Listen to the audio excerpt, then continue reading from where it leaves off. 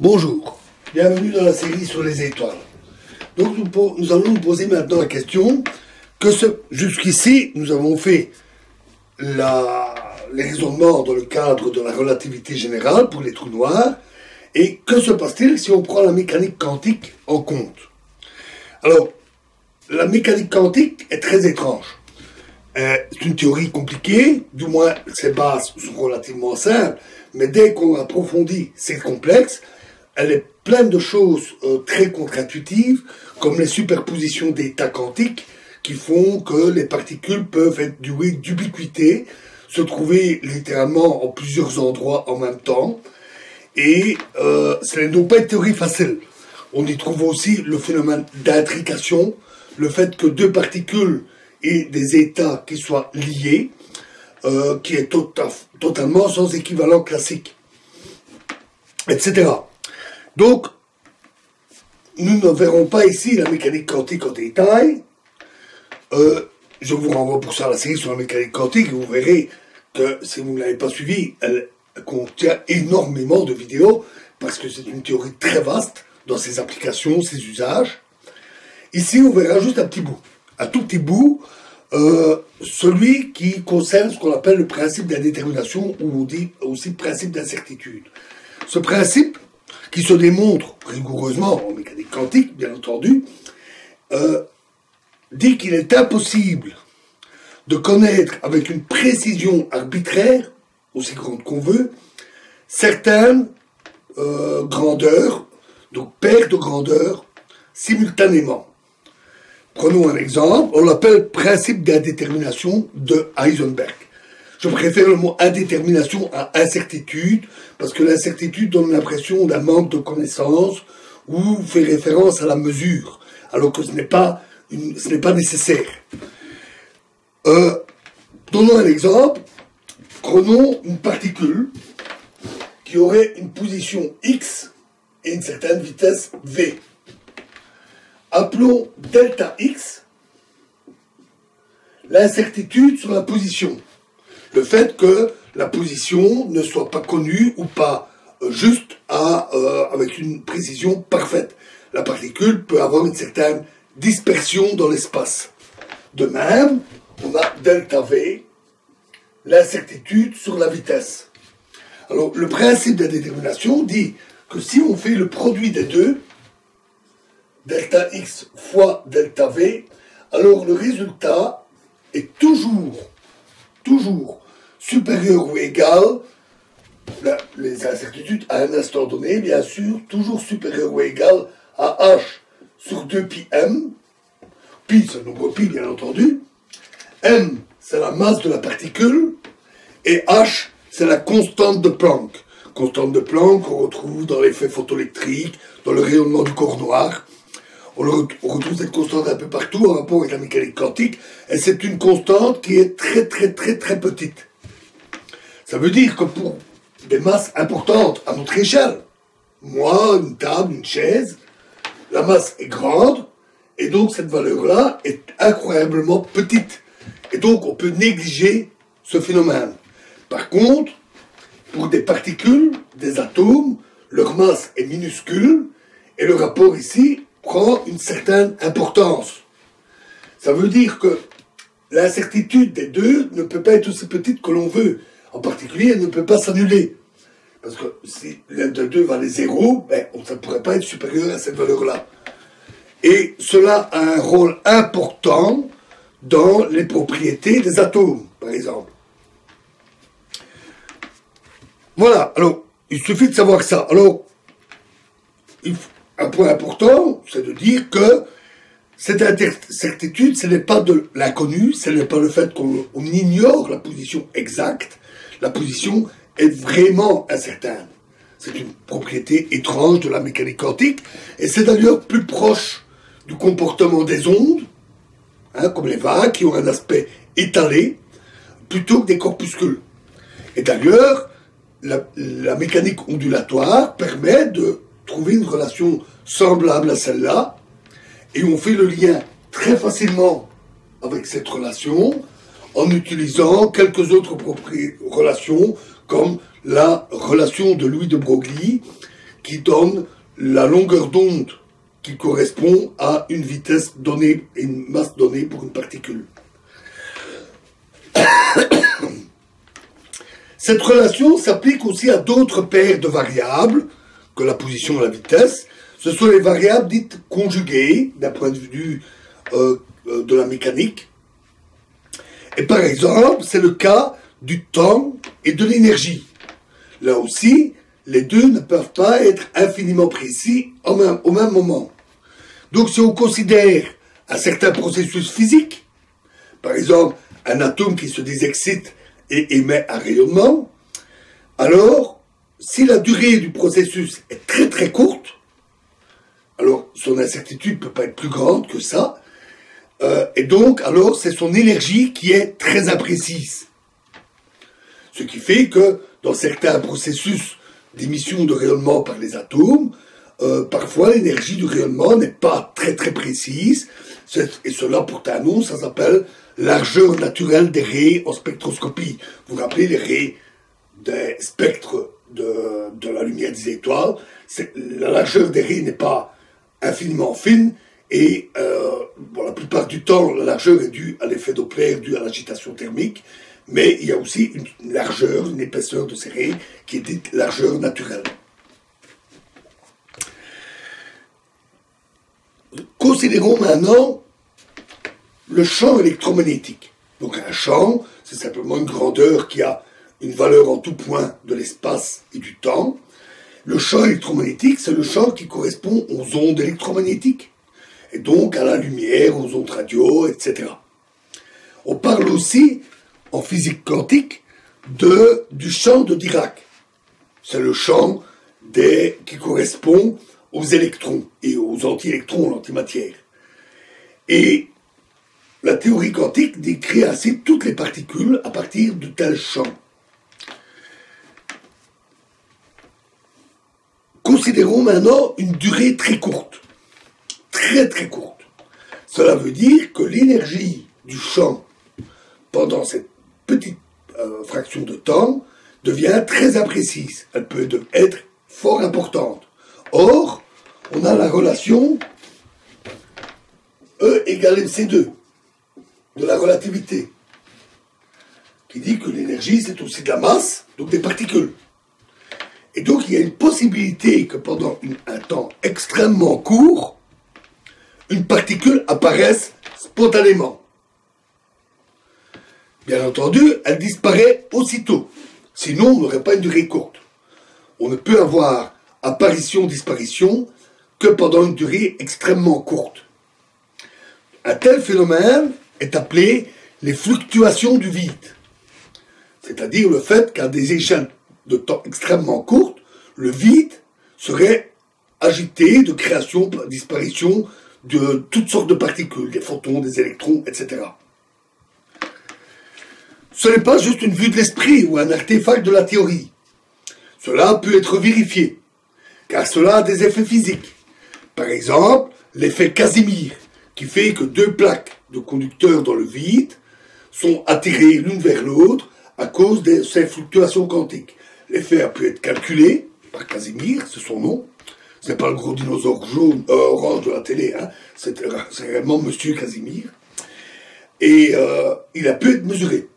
Il a d'autres effets, comme ce qu'on appelle le déplacement Lamb, qui est un décalage des raies spectroscopiques dû là aussi aux fluctuations du vide. Que se passe-t-il maintenant si on considère ces fluctuations près d'un trou noir? Alors, on a l'horizon du trou noir, et dans le vide, près de l'horizon, on va avoir des fluctuations quantiques. Les particules apparaissent et disparaissent. Il est à noter que ces particules apparaissent toujours par paires. Ceci est dû au fait qu'on a des lois de conservation. Ainsi, s'il s'agit d'un électron, l'autre particule qui apparaît en même temps doit être un anti-électron, un positron, de façon à ce que la charge électrique reste globalement zéro. De même, au niveau de l'énergie, les deux particules, l'une doit avoir une énergie négative et l'autre une énergie positive, gardant globalement l'énergie nulle à tout instant. Que se passe-t-il maintenant près de l'horizon? Une paire de particules apparaît. Supposons qu'une des deux particules passe l'horizon. Là, la relativité générale dit la particule, elle ne peut plus sortir. Elle est foutue. Donc la particule va plonger dans le trou noir. Et l'autre particule peut s'évader. On a donc une situation étonnante où notre paire de particules, qui normalement n'existe qu'une fraction de seconde, se met tout d'un coup à subsister très longtemps parce qu'une des deux a été capturée. Et l'autre peut s'échapper, subir d'ailleurs un décalage vers le rouge important, du fait qu'il s'éloigne du trou noir, et ça va former ainsi un rayonnement vers l'extérieur. On peut faire le calcul rigoureux en utilisant la physique quantique. Ces calculs ne sont pas simples, et il a été mené la première fois par Stephen Hawking. La théorie, ce qu'on appelle, avec un nom compliqué, théorie quantique des champs en espace-temps courbe, était déjà connue. C'était un peu anecdotique. À l'époque, quelques scientifiques avaient travaillé dessus, mais personne n'avait eu l'idée de ça. Et Stephen Hawking a fait les calculs rigoureux dans le cas des trous noirs et découvert que ces trous noirs devaient rayonner. Et qu'on appelle d'ailleurs maintenant rayonnement de Hawking. Ça a été une surprise. On a fait d'autres ont refait le calcul, parfois en utilisant d'autres méthodes. On a fait les calculs pour toutes sortes de trous noirs, et tout ça est au moins au niveau théorique bien confirmé. Le calcul montre que la particule qui est absorbée, c'est celle d'énergie négative. Difficile de dire intuitivement pourquoi, c'est ce que donne le calcul. Et celle qui s'échappe est celle d'énergie positive. La particule d'énergie négative va être absorbée, et puisque son énergie est négative, elle fait donc diminuer l'énergie du trou noir. C'est-à-dire, toujours E égale mc2, la masse du trou noir va diminuer. Et l'autre particule, l'énergie positive, va s'échapper et former le rayonnement avec une certaine énergie. Voilà pourquoi on parle aussi d'évaporation du trou noir, puisque un rayonnement est émis et le trou noir maigrit. Il n'y a pas de paradoxe avec l'horizon, dans la mesure où le rayonnement ne vient pas de l'intérieur du trou noir. Rien ne sort du trou noir. Le rayonnement a pour source la zone qui est juste au-dessus de l'horizon. Le rayonnement émis par le trou noir est un rayonnement de corps noir. On calcule le spectre de ce facilement, enfin pas facilement, les calculs sont compliqués, mais on calcule le spectre de ce rayonnement, et c'est le rayonnement d'un corps noir, auquel correspond donc une certaine température, la température du trou noir.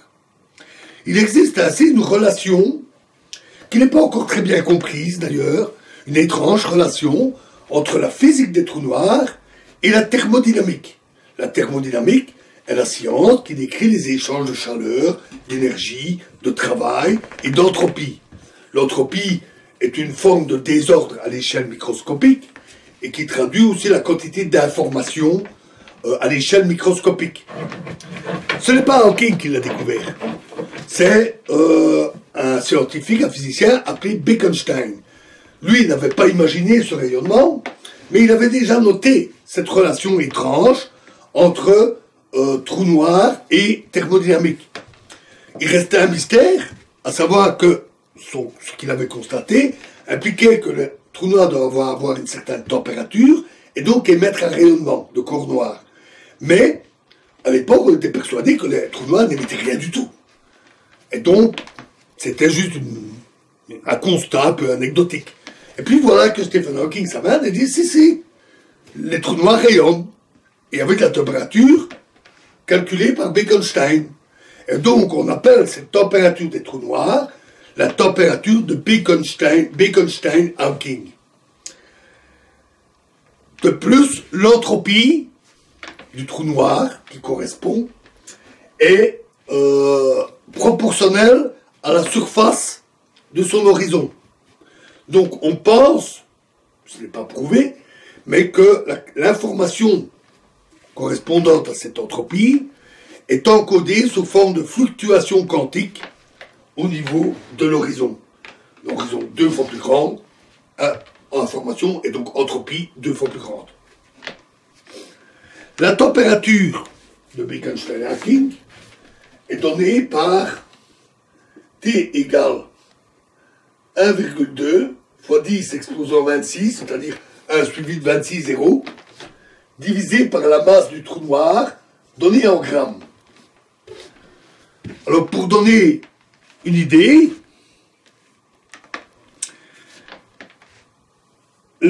si le trou noir a une masse une masse égale à celle du Soleil, un calcul montre que cela donne 6 centièmes de millionième de degré. Degré Kelvin, donc degré au-dessus du zéro absolu, moins 273 degrés. C'est une température extrêmement basse, incroyablement basse, même plus basse que la température du rayonnement fossile qui vient de l'origine de l'univers et qui baigne tout l'univers, qui lui est à 4 degrés, 4 Kelvin. Une température aussi faible, 6 centièmes de millionième de degré, ça implique que le rayonnement du corps noir correspondant est totalement indétectable avec nos moyens, et même encore longtemps. Même si le trou noir était juste devant nous, avec tous nos instruments, on n'arriverait pas à le détecter. Beaucoup trop faible. Notons que si le trou noir faisait 1 gramme, s'il existe de tel trou noir, ce n'est pas prouvé, si un petit trou, minuscule trou noir faisait 1 gramme, sa température, à l'inverse, serait de 100 millions de milliards de degrés. Une température colossale. Le rayonnement, là, serait un rayonnement gamma extrêmement dur, extrêmement puissant. Cela permet des spéculations sur l'avenir de l'univers. L'univers est en expansion, les galaxies s'éloignent les unes des autres, et le rayonnement fossile voit sa température diminuer au cours du temps. Alors on calcule facilement que, très tard, dans quelques milliards d'années, donc très loin dans le futur, le rayonnement fossile sera devenu plus froid que les trous noirs, et donc les trous noirs vont commencer à réellement s'évaporer et perdre de leur masse. Cela prendra encore des milliards d'années, parce que ce rayonnement est très faible pour des trous noirs stellaires ou des trous noirs supermassifs, et pendant des milliards et des milliards d'années, ils vont rayonner et perdre et disparaître totalement. Notons que la fin est brutale, parce que plus ils sont petits, plus ils maigrissent, et plus leur température augmente, et plus ils rayonnent, et plus ils rayonnent, plus ils maigrissent vite. La fin devrait être littéralement explosive. Je le rappelle, 1 gramme égale 100 milliards de degrés. Donc là, une fraction de seconde, et il n'y aurait plus de trou noir. La fin est donc très violente. Mais cette fin, les dernières étapes, restent incertaines. Parce qu'on atteint les domaines de théorie où on doit mélanger de manière très intime la relativité générale et la mécanique quantique. C'est la gravitation quantique, on n'a pas de théorie pour ça. C'est comme pour l'histoire de la singularité, on ne sait pas trop. Selon les théories, on obtient différents résultats. Et même des rebonds avec des troubles, enfin, toutes sortes de choses bizarres. C'est ce qu'on appelle la limite de Planck, et nous manquons de données théoriques, et surtout de données théoriques validées. Il y a un autre aspect qui est assez amusant, qui est le paradoxe de l'information. En mécanique quantique, les équations sont dites unitaires, c'est-à-dire qu'elles sont en particulier inversibles. On ne perd pas d'informations sur le passé avec l'évolution, et on peut toujours revenir en arrière. Donc, l'information ne se perd pas. Or, ici, des tas de trucs tombent dans le trou noir, et avec l'évaporation, le trou noir finit par disparaître. Et donc l'information tombée dedans est perdue. Pour ne prendre qu'un exemple, on pourrait imaginer qu'il y ait plus de matière que d'antimatière qui tombe dans le trou noir. Et donc, certaines quantités de conservation liées à la matière et à l'antimatière devraient faire qu'on a au final un trou noir de matière. Mais rappelons-nous que les trous noirs n'ont pas de cheveux. Ils ne sont donnés que par leur masse, leur charge électrique et leur rotation. Donc quand ils s'évaporent totalement, il n'y a plus rien, et aucune trace du fait qu'il y avait plus de matière que d'antimatière. Donc une information a bien été perdue. Et ça viole la mécanique quantique. Donc c'est ce qu'on appelle le paradoxe de l'information. J'insisterai pas trop sur les solutions. Je vais vous donner la mienne. La mienne, et mon opinion, est qu'il n'y a pas de paradoxe. Parce que nous sommes ici dans le cadre de la relativité générale.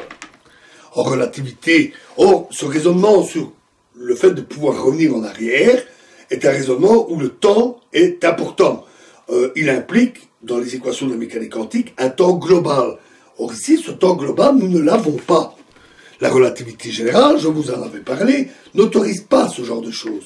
Il y a une coupure causale entre l'intérieur du trou noir et l'extérieur. Pas de temps global. Et ça change tout, selon mon point de vue. L'information, elle existe bien. Elle est dans le trou noir. Elle est dans une zone de l'espace-temps. La zone du diagramme de Penrose que nous avons vu. Elle est là. Et peu importe que nous ne voyons plus le trou noir à cause de l'évaporation. On ne le voit plus, mais de toute façon, on ne le voit même pas se former, en principe. Rappelez-vous, cette histoire de dilatation du temps infini sur l'horizon. Donc, de notre point de vue, cette information disparaît tout de suite, dès qu'elle rentre dans le trou noir. Et elle nous est inaccessible, qu'il y ait évaporation ou pas. Même si pour nous, il n'y a plus de trou noir, ben, l'information, elle est toujours dans cette zone de l'espace-temps. Et donc, pour moi, il n'y a pas de paradoxe. L'information n'est pas perdue, elle n'est pas disparue, elle est simplement inaccessible. Notons, je veux être honnête avec vous, l'opinion que j'ai, que je vous ai donnée, qui me semble solide, n'est pas, et de loin, l'opinion majoritaire. Parmi les physiciens, la plupart pensent qu'il y a vraiment un paradoxe qui nécessite certaines solutions, en faisant peut-être appel à la gravité quantique. Si vous cherchez un peu ça sur l'Internet, vous verrez énormément de descriptions du paradoxe et de tentatives de solutions de toutes sortes. Et l'opinion que j'ai présentée comme quoi ce serait un faux paradoxe est extrêmement minoritaire. Donc je préfère vous le dire. Vous jugerez par vous-même. Alors voilà pour notre trou noir et la mécanique quantique. Il nous reste un point à analyser, c'est qu'en est-il des trous noirs réels, c'est-à-dire les trous noirs astrophysiques, ceux qu'on observe. Qu'en est-il de la confrontation à la théorie et qu'est-ce qu'on observe, qu'est-ce qu'on voit et qu'est-ce qu'ils ont de particulier par rapport à ces trous noirs idéalisés de la théorie. Je vous remercie.